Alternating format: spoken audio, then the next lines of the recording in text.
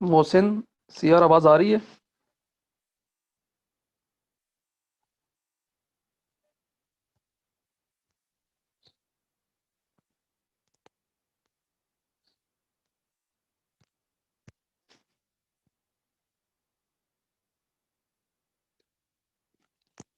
चलें ठीक है, आजकल लेक्चर शुरू करते हैं। स्लाइड शेयर हो गया आप लोगों के साथ?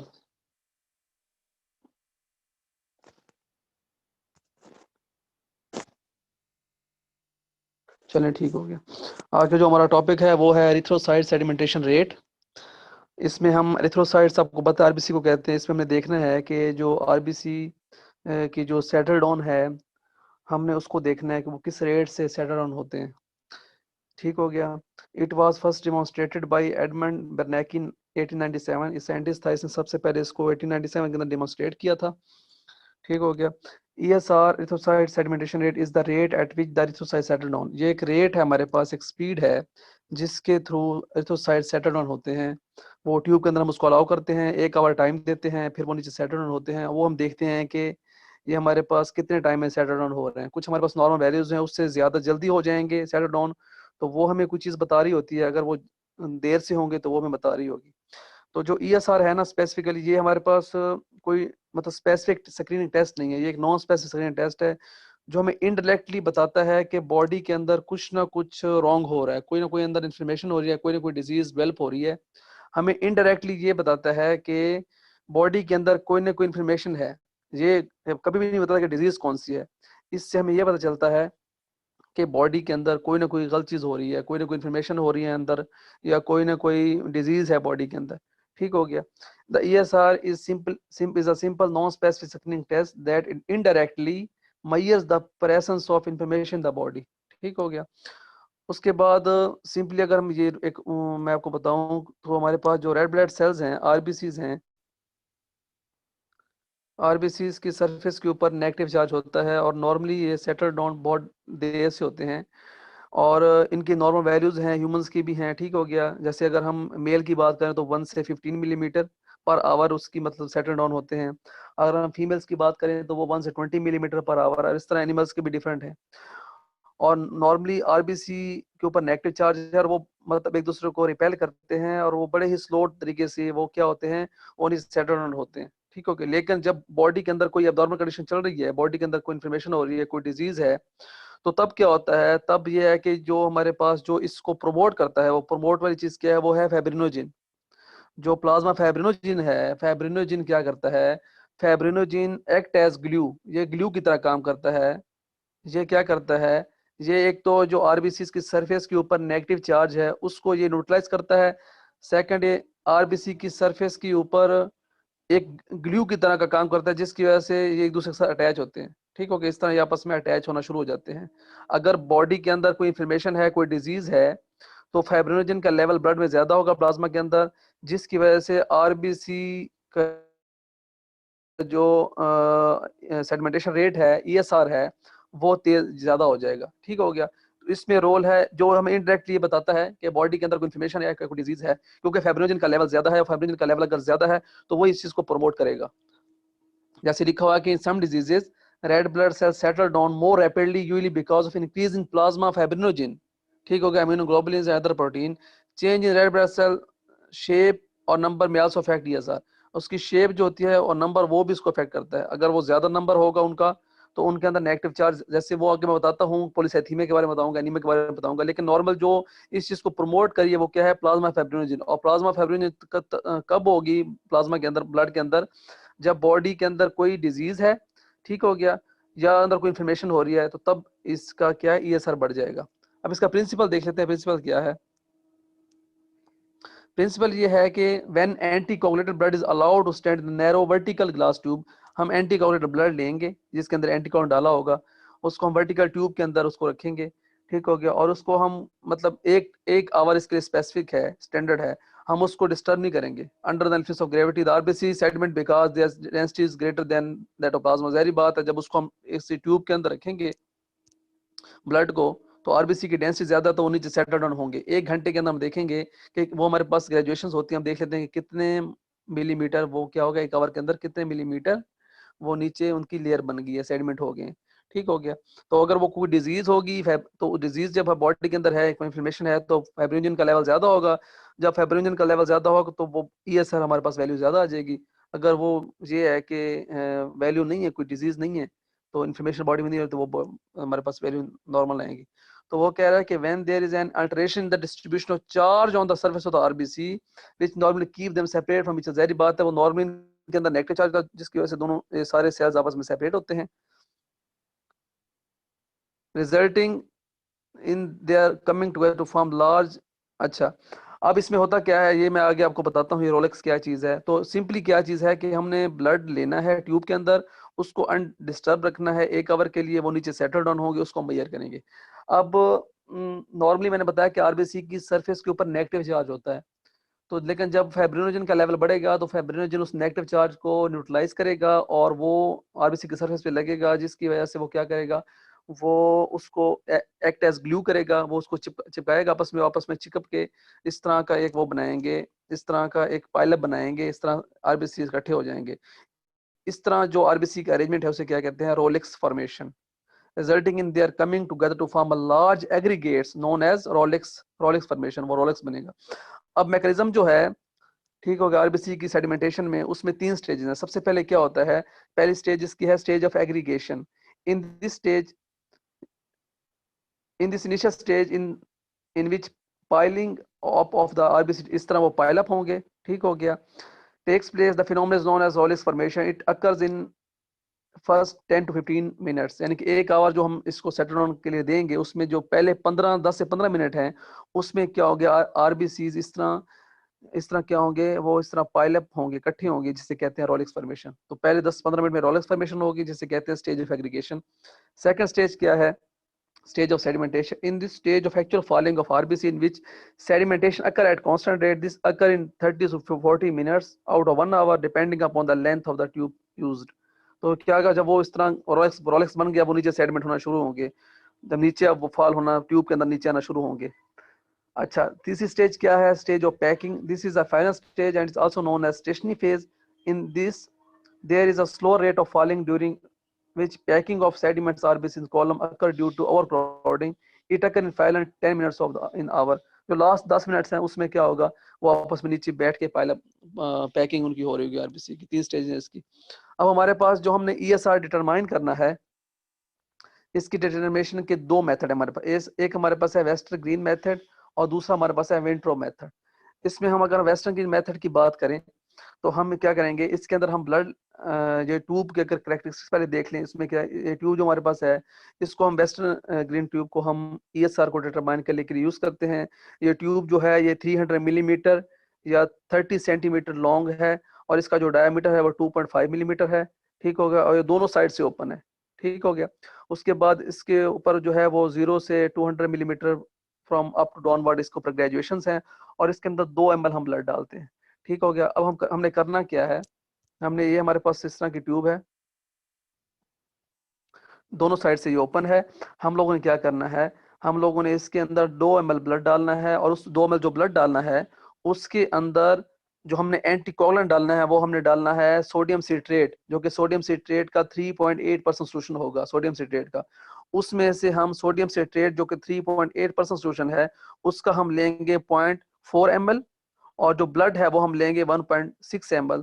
तो ये टोटल बन गया हमारे पास 2 ml। ये हमने अपना सैंपल लोड किया इसके अंदर। इस तरह वो रेशो कितनी बन जाती है ब्लड की और एंटीकोगुलेंट की, 4:1।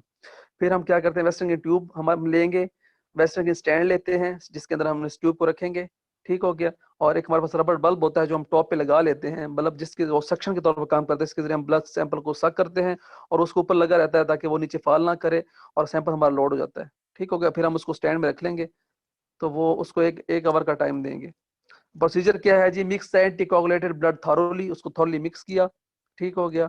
उसके बाद draw the blood into the tube up to zero mark with help of, वो क्या है कि वो नीचे से ऊपर वाली ग्रेजुएशन है, ऊपर से शुरू हो रहा है जीरो, नीचे नीचे आ रही है 200 तक अगर है, ठीक हो गया। तो हम क्या करते हैं, हम उसको फिल करते हैं रबड़ बल्ब के साथ, उसको फिल करते हैं, वो सेक्शन की तरह काम करते हैं, उसको फिल करेंगे। Wipe out the blood from bottom of tube with cotton, वो नीचे जो ब्लड लगा हुआ उसके बाहर ट्यूब के बाहर उसको साफ करेंगे। The tube is fitted to stand vertically, उसको स्टैंड में फिट कर देंगे ट्यूब को, ठीक हो गया, स्टैंड के अंदर वो फिक्स हो जाएगी। And left undisturb the reading is taken out. फिर 1 आवर बाद हम रीडिंग ले लेंगे। इसमें हम सेंट्रीफ्यूज नहीं करना, 1 घंटे बाद हम रीडिंग ले लेंगे इसको। क्योंकि कितना वो जो सेटल डाउन आरबीसी हुए हैं वो कितने टाइम में जल्दी हो गए हैं, ज्यादा डिले हो गए हैं, वो ज्यादा जल्दी होंगे, नॉर्मल से वैल्यू बढ़ जाएगी तो हम कहेंगे अच्छा इसके अंदर है कि इनडायरेक्टली बॉडी के अंदर हमें बता रहा है कोई कोई डिजीज है। ठीक हो गया, स्पेसिफिकली हमें किसी डिजीज के बारे में नहीं बताता ये। अच्छा, फिर हम क्या करेंगे, दूसरा हमारे पास मेथड जो है वो हमारे पास है विंट्रो मेथड। वो विंट्रो मेथड मैंने जब हमने पढ़ा था हिमेटोक्रिट में, तो उसमें भी हमने ट्यूब यूज की थी। इसमें कि Wintrobe tube is short open tube, ये 110 मिलीमीटर या 11 सेंटीमीटर लॉन्ग है और 3 मिलीमीटर का बोर साइज है। It is marked on both side, one on one side the marking is from 0 to 10। वो जो ऊपर से नीचे वाली आ रही थी उसको हम ईएसआर के लिए यूज करते हैं, जो नीचे से ऊपर वाली थी उसको हमने यूज किया था हेमेटोक्रिट के लिए। सेम उस तरह जो एंटीकोगुलेटिव ब्लड है उसको हम लेंगे। ठीक हो गया, पास पेपर लेंगे, टाइमर हम ले लेंगे, विंट्रोप ट्यूब हमारे पास वॉच है कोई, विंट्रोप ट्यूब ले ली, विंट्रोप स्टैंड ले लिया। सेम उसी तरह हमने ब्लड को मिक्स किया एंटीकोगुलेंट के साथ, पिपेट के जरिए हमने विंट्रोप ट्यूब को फिल किया। फिल करने के बाद ठीक हो गया, कोशिश करनी कि उसके अंदर कोई एयर बबल ना जाए। फिर उसको हमने प्लेस करना है उसके ट्यूब के अंदर, स्टैंड के अंदर वर्टिकली। ठीक हो गया, उसको डिस्टर्ब नहीं करेंगे घंटे का, और 1 घंटे बाद हमने क्या इसके रिजल्ट हमने करना। ये हमारे पास कुछ नॉर्मल वैल्यूज हैं, डॉग की देख लें, हॉर्स के देख लें, बर्ड्स के देख लें। अब हमारे पास जो काजेज हैं जो जिससे वजह से ईएसआर की वैल्यू ज्यादा आएगी, वो क्या है, हमारे पास all type of anaemias except sickle cell anaemia. Sickle cell anaemia को छोड़ के बाकी सारे एनीमिया के अंदर आपको पता है कि रेड ब्लड सेल्स कम हो जाएंगे। जब रेड ब्लड सेल्स कम होंगे तो लेस रेड ब्लड सेल्स हैं उसके अंदर लेस रिपेलिंग होगी। ठीक हो गया, ठीक हो गया। अब हमारे पास क्या है, जो सिकल सेल एनीमिया है इसके अंदर वैल्यू क्यों ज्यादा होती है, क्योंकि सिकल सेल एनीमिया के अंदर इसकी एब्नॉर्मल शेप हो जाती है, जिसकी वजह से वो क्या होते हैं, वो जल्दी आपस में वो आपस में उनकी रोलेक्स फॉर्मेशन नहीं होती। फिर हमारे पास कुछ क्रोनिक इन्फ्लेमेटरी डिजीजेज हैं, जैसे एचआईवी है, ट्यूबरकुलोसिस है, acute viral hepatitis, arthritis, bacterial endocarditis, lymphoma, some tumours. इसके अंदर क्या होता है, हमारे पास जो वैल्यूज हैं, ठीक हो गया, वो वैल्यूज थोड़ी सी एसआर की बढ़ जाती है। ठीक हो गया, वो जल्दी सेटल डाउन हो जाएंगे। मतलब ये है कि इसके अंदर क्योंकि जो प्लाज्मा फेब्रिनोजेन है उसका लेवल बढ़ता है, जिसकी वजह से ये ईएसआर को प्रोमोट करता है। फिर हमारे पास कुछ काजेज हैं जो ईएसआर रिड्यूस करती हैं, जिसके अंदर पॉलीसाइथीमिया है। जब पॉलीसाइथीमिया होगा तो आरबीसी क्या है, उनका लेवल बढ़ जाएगा। जब आरबीसी का लेवल बढ़ जाएगा तो उन पे ऊपर नेगेटिव चार्ज होता है, वो उसको रिपेल करेंगे। जब रिपेल करेंगे तो ईएसआर की वैल्यू कम होगी, वो बड़े ही स्लो डाउन सेटल डाउन होंगे। फिर डिहाइड्रेशन है, जब डिहाइड्रेशन होगी तो ही डिहाइड्रेशन प्लाज्मा का लेवल कम हो जाएगा, जबकि रेड ब्लड सेल का लेवल उसके रिलेटिव में ज्यादा हो जाएगा। तो क्या होगा, वो सेम उस तरह एक दूसरे को रिपेल करेंगे और वो सेटल डाउन बड़े स्लो होंगे। तो ये आज का आपका टॉपिक था। अगर आप किसी का कोई क्वेश्चन है तो वो हैंड रेस करें, मैं उसको अलाउ कर देता हूँ।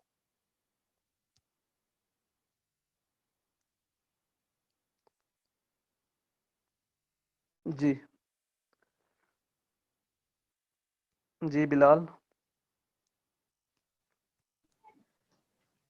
सर जी मैंने तो यही कहना था कि जो बाहर है उन्हें एंटर कर लें। अभी वो लेट आए हैं, अभी वो डिस्टर्ब करेंगे, अगर कोई क्वेश्चन है तो वो पूछ लें। सर तकरीबन 20 मिनट हो चुके। जी अब्दुल्ला, आप पूछें क्वेश्चन। सर क्वेश्चन यही था कि बच्चे कह रहे थे कि थोड़ा स्लो पढ़ाएं। देन सेकेंडली सर कुछ बच्चों का इंटरनेट के इशू की वजह से क्लास है वो डिस्कनेक्ट हो गई थी और वो कह रहे थे कि हमें एंटर करवा दें, पहले वो क्लास में चलिए थे। कर देते। Okay sir, thank you so much. Sir आप ये विंड्रो मेथड के अलावा जो फर्स्ट मेथड था सर वो थोड़ा रिपीट कर दें। उसमें हमारे पास था वेस्टर्न गिन ट्यूब की मैंने आपको कैरेक्टरिस्टिक्स बता दी हैं। वो हम क्या करते हैं, उसमें हम अपना सैंपल फिल करते हैं। उसमें जब सैंपल फिल करना है वो 2 ml ब्लड लेना है, लेकिन 2 ml ब्लड के अंदर जो एंटीकोगुलेंट हमने यूज करना है वो हमने यूज करना है 3.8% सोल्यूशन ऑफ सोडियम सिट्रेट। उसका हमने यूज करना है 0.4 ml, और 1.6 ml हमने यूज करना है ब्लड। उसको फिल करेंगे, फिल करने के बाद उसको हम 1 आवर के रखेंगे, उसके बाद हम उसकी रीडिंग मेजर कर लेंगे। और सर मैंने एक और चीज़ पूछनी थी कि जब इनका जो है नंबर भी आपने बताया और शेप भी आपने बताया कि रेड ब्लड सेल्स की चेंज हो रही है, तो सर जब इनका चेंज होगा तो फिर तो ये रप्चर नहीं हो जाएंगे रेड ब्लड सेल्स? नहीं, मैंने सिकल सेल एनीमिया के अंदर बताया था कि वो आरबीसी का जो आरबीसी की जो शेप है वो नॉर्मल होती है। तो सब एनीमिया के अंदर ईएसआर बढ़ता है, क्योंकि सब एनीमिया के अंदर क्या होता है कि आरबीसी कम हो गए, जब आरबीसी कम होंगे तो उनके अंदर रिपेलिंग जो फोर्स है वो भी कम हो जाएगी और वो उनका ईएसआर ज्यादा आएगा। लेकिन एक सिकल सेल एनीमिया है जिसमें ईएसआर कम नहीं होता, क्योंकि सिकल सेल एनीमिया के अंदर एब्नॉर्मल शेप होती है, तो आपस में उनकी रोलेक्स फॉर्मेशन नहीं होती। और सर ये जो रोलेक्स फॉर्मेशन होगी, ये जो नॉर्मल शेप होती है रेड ब्लड सेल्स की, ये उसी शेप में होंगे, बट इनके जो हैं ये जो एक्सट्रीम्स हैं ये बाइंड हो जाएंगे ग्लू, जी, ये rouleaux act as a formation glue ये है करेगा कि तो। जब प्लाज्मा फाइब्रिनोजन का लेवल बढ़ेगा तो उसकी वजह से वो इस इनके जो इनके ऊपर नेगेटिव चार्ज उसको न्यूट्रलाइज करता है और प्लाज्मा फाइब्रिनोजन एक्ट करता है एज ग्लू, और वो उनकी स्टैकिंग करवाता है, वो इस तरह पाइल अप होते हैं आपस में, इसे कहते हैं रोलेक्स फॉर्मेशन। ठीक है सर।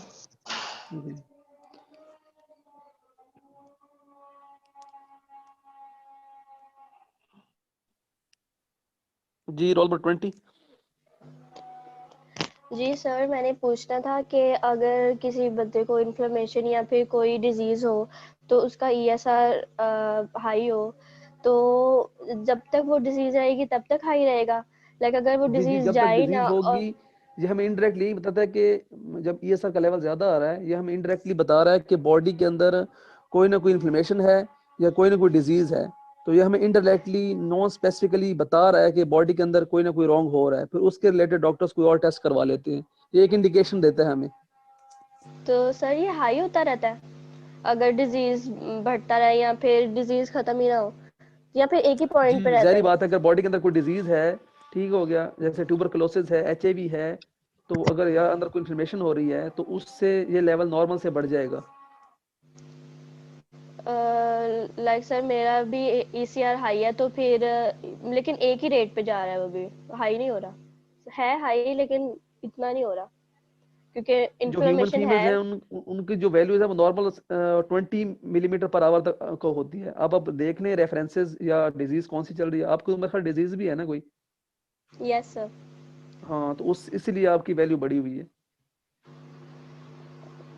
Okay sir. जी, ये हमें ना इनडायरेक्टली बताता है कि बॉडी के अंदर कोई ना कोई डिजीज है। ये मतलब स्पेसिफिकली नहीं बताता कि बॉडी के अंदर ये डिजीज है, ये इनडायरेक्टली बता रहा है कि किसी डिजीज की वजह से या कोई इन्फ्लेमेटरी कंडीशन की वजह से बॉडी के अंदर है, जिसकी वजह से वैल्यू बढ़ गई है। जी सर, यही बस पूछना था कि बढ़ती रहती है कि बस एक ही पॉइंट पे रहती है? अगर डिजीज है, और वो यही तो है ना कि आपकी ईएसआर की वजह से ही पता चला होगा, या मतलब उसको कोरिलेट किया है, तो वहां से इंडिकेशन की डिजीज है, फिर उसका स्पेसिफिक टेस्ट करते हैं, तो वहां से क्लियर हो जाता है कि अच्छा ये डिजीज है। तो अब वो डिजीज जब है तब तो वैल्यू ज्यादा ही आनी है, yes sir. Okay. Healthy thank healthy you one sir. से ज्यादा आएगी डिजीज, डिजीज जी वन की। सर। जी, चलिए बस। जी सर, ये ट्यूब के ऊपर बल्ब क्यों लगाया था हमने? बल्ब हमने लगाया था, ये बल्ब एक्ट करता है एज सक्शन, उसको सैंपल को लोड करने के लिए। और सर ये आपने जो ट्यूब कोई बताई थी बल्ब वो वो वाला ट्यूब नहीं है, आपने वो ये बल्ब रोशनी वाला बल्ब नहीं है। ये जिस तरह कॉर्क होता है ना, जिस तरह हमारे पास आपने देखा होगा कि जिस तरह ये लेबोरेटरीज के अंदर पड़े होते हैं, वो बल्ब होते हैं, वो प्रेस करते हैं तो उसके बाद जब छोड़ते हैं तो सैंपल लोड होना शुरू हो जाता है, सक्शन का काम करता है।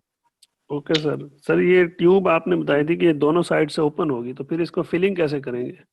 वही ना, एक साइड पे हम लगाएंगे वो बल्ब, बल्ब सक्शन, उसको जब हम उसको प्रेस करेंगे तो बल्ब वो उस पे अंदर सैंपल लोड हो जाएगा। ओके सर, जी थैंक यू। जी जी। सर प्लीज उन्हें अलाउ कर दें क्लास में।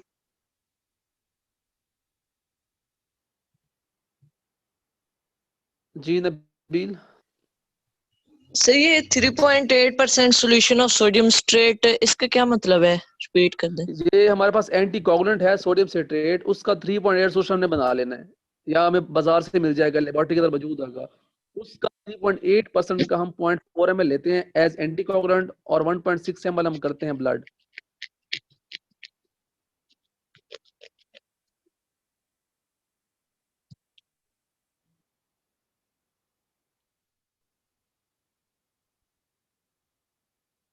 अच्छा, मैं करता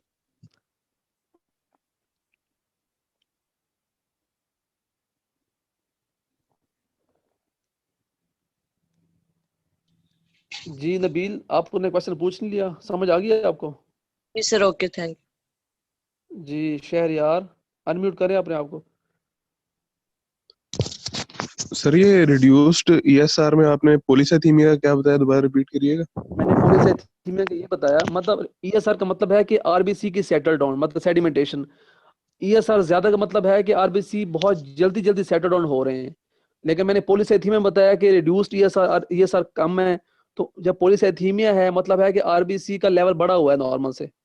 अब आरबीसी का जब लेवल बढ़ा हुआ है तो वो क्या हो रहा है, आरबीसी का जब लेवल बढ़ा हुआ है तो उनके ऊपर नेगेटिव चार्ज है। नेगेटिव चार्ज वो एक दूसरे को एक साइड पे रिपल कर रहे हैं, एक दूसरी साइड पे, लेकिन वो नीचे नहीं आ रहे हैं। जब नीचे नहीं आएंगे तो उनका ईएसआर कम आएगा, वो बहुत डिले होके सेटल डाउन होंगे। ये मैंने सही बताया। होगा, ठीक हो गया, थैंक यू सर। अगर कोई डिजीज होगी या इन्फ्लेमेशन है तो जब प्लाज्मा फाइब्रिनोजन उसको प्रमोट करेगा, जब उसको प्रमोट करता है तो ईएसआर ज्यादा हो जाएगा। ठीक हो गया, ठीक हो गया, थैंक यू जी सर। जी नबील, अपने आप को अनम्यूट करें।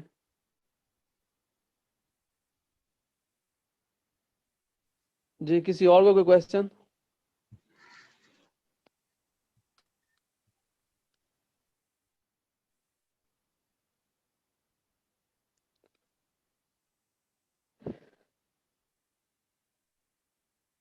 जी शहरयार, आपने हैंड रेस किया है, क्वेश्चन है कोई? अनम्यूट करें अपने आप को।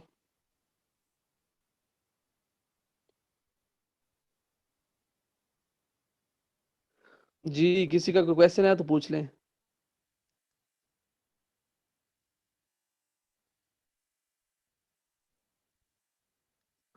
जी सुहेब।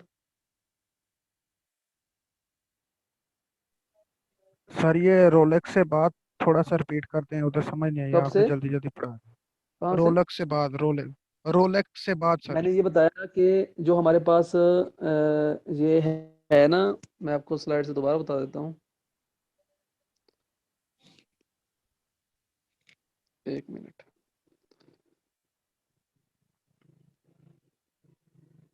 ये मैंने बताया कि हमारे पास क्या होता है कि जब आरबीसीज इस तरह सेट, आरबीसी इस तरह आपस में पाइलअप होंगे ना, इस आरबीसी की इस तरह की पाइलअप होने को कहते हैं रोलेक्स फॉर्मेशन। ठीक हो गया। तो जो आरबीसी नीचे सेडिमेंट हो रहे हैं ना, उसकी 3 स्टेजेस है। ये जो मैकेनिज्म है इसकी 3 स्टेजेस है।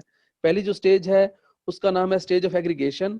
आरबीसी इस तरह एग्रीगेट होंगे, इस तरह जब एग्रीगेट होंगे तो उसे कहते हैं रोलेक्स फॉर्मेशन। ठीक हो गया।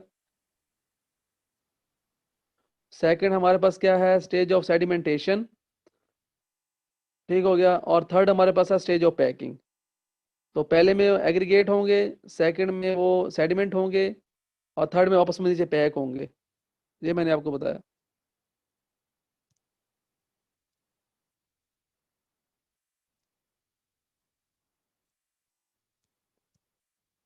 जी जी हुजैफा। अस्सलाम वालेकुम सर, क्या हाल है आपके? जी वालेकुम सलाम। सर पिछली फिजियो की क्लास में हमने पढ़ा था उसका हेपेटाइटिस का, हेपेटाइटिस की डिजीज की कॉजेज पढ़ी थी। तो उसमें मैंने ये पूछना था कि जो एनीमिक होता है एनिमल, उसको जरूरी है कि उसको हेपेटाइटिस भी हो? नहीं, जरूरी नहीं है। ठीक है सर, थैंक यू। जरूर एनीमिया की टाइप पे डिपेंड करता है कि कौन सी एनीमिया की टाइप है। लाइक सर के जो हेपेटाइटिस होता है वो किसी माइक्रोब की वजह से होता है जी कि वो ऐसी है, मैक्रो की वजह से डिस्ट्रॉय है, कोई करता है। वायरल है, कोई बैक्टीरियल हो गया, या किसी और वजह से आपके लीवर के जो सेल्स हैं हेपेटोसाइट वो डैमेज हो गया है, उनकी इन्फ्लेमेशन हो गई है, हेपेटाइटिस हो गया है, उनकी इन्फ्लेमेशन हो गई है। जी जी तो मतलब ये जरूरी नहीं है एनीमिया की वजह से। एनीमिया की और टाइप्स भी हैं, होता भी है नहीं भी होता। यानी कि जरूरी नहीं है कि जो एनीमिक है एनिमल उसको हेपेटाइटिस हो, हाँ ये जरूरी नहीं है। और जिसको हेपेटाइटिस है वो एनीमिक होगा। हाँ उसको है, उसको हो सकता है, उसको होता है बल्कि। जी ठीक है सर, क्योंकि एनीमिया में तो गम्स और आइज की अंदर वाली साइड पिंक वो हो जाती जी है ना, जी यस, वाइट, नहीं पिंक लेकिन नहीं, वो पिंक तो येलो नॉर्मल नहीं होती होती। है, वो येलोइश मैंने हो जो जाती ऑब्जर्व है। किया वो येलो नहीं होती इतनी। नहीं, अगर वो बिलिरुबिन का लेवल बढ़ रहा है और जी। वो डिस्ट्रक्टिव एनीमिया है तो तब तो वो येलो हो जाएंगी, फिर येलो होगी फिर येलो होंगी। उसके गम्स और चीक्स वगैरह। जी जी बिल्कुल ऐसी है। Thank you sir. जी 99।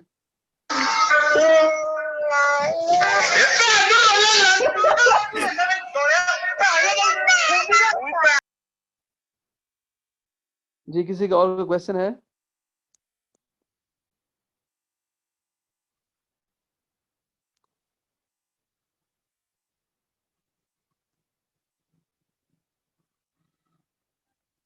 जी 88।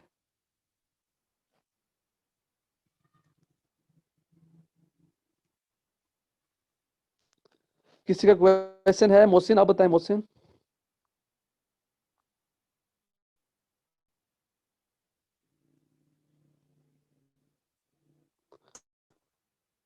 मोहसिन कहाँ पे है? हाँ मोहसिन को क्वेश्चन है? हाँ मोहसिन, चलें ठीक है फिर वाइंड अप करते हैं। होप सो सबको समझ आ गया, मैं स्लाइड शेयर कर दूंगा। ओके, अल्लाह हाफिज।